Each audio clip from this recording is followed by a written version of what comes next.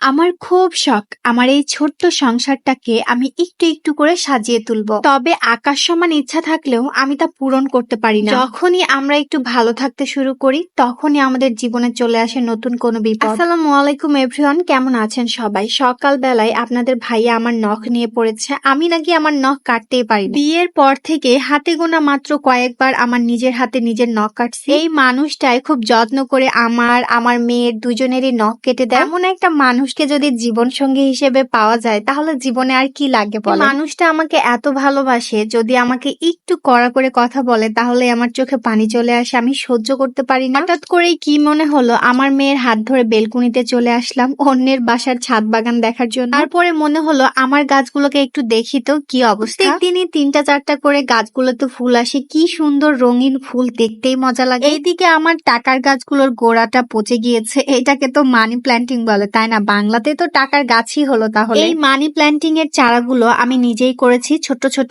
ডাল কেটে এখন একসাথে এতগুলো হয়েছে, অনেক বড় হয়েছে। এইটা কিসের পাতিল বলেন তো? দেখতে অনেক সুন্দর না? আমার তো অনেক সুন্দর লাগছে দেখতে। এটা হচ্ছে একটা দইয়ের পাতিল। ভাবলাম এটার মধ্যে মানি প্ল্যান্টিং এর গাছগুলো ভালো করে ধুয়ে পরিষ্কার করে পানি দিয়ে তাতেই রাখবো। এই গাছগুলো খুব একটা বেশি কেয়ার করতে হয় না, শুধু পানির মধ্যে ডুবিয়ে রাখলে এই গাছগুলো সুন্দর করে ডালপালা মেলে দেয়। আমি মানি প্ল্যান্টিং এর গাছগুলো পরিষ্কার করছিলাম, আরেকদিকে আমার মেয়েটা এই দইয়ের পাতিলটার কি অবস্থা করেছে দেখে। দইয়ের পাতিলটা পরিষ্কার চকচকে করে আমি এতদিন ধরে নিয়ে বেড়ালাম, কোনো কিছুই হলো না। আর যেদিন আমি এটাকে কাজে লাগাবো সেই দিনে আমার মেয়েটা এটাকে ভেঙে দিল। কিছুই করার নাই, আমার কাছে আরো একটা প্লাস্টিকের দইয়ের পাতিল ছিল, এটাতে এখন রাখতে হবে। এটাতে দেখতেও খুব সুন্দর লাগছে, তবে এটা হচ্ছে প্লাস্টিকের, মাটির পাতিলে রাখতে পারলে খুব ভালো হতো। ছোট ছোট দইয়ের মাটির পাতিলগুলো আরো আছে, তবে সেগুলো খুবই ছোট আর বড় মাত্র একটাই ছিল। এটাকে আর বেলকুনিতে রাখলাম না, এটা বেলকুনিতে রাখলে রাইহানা বুড়ি এটাকে নিয়ে টানাটানি করবে, তাই তার হাতের নাগালের বাইরেই রাখলাম। বাড়িতে একটা ছোট বাচ্চা থাকলে কোনো কিছুই শান্তি মতো করা যায় না। তো আমার মিরর গুলো খুব খারাপ হয়েছিল, তাই বেসিনের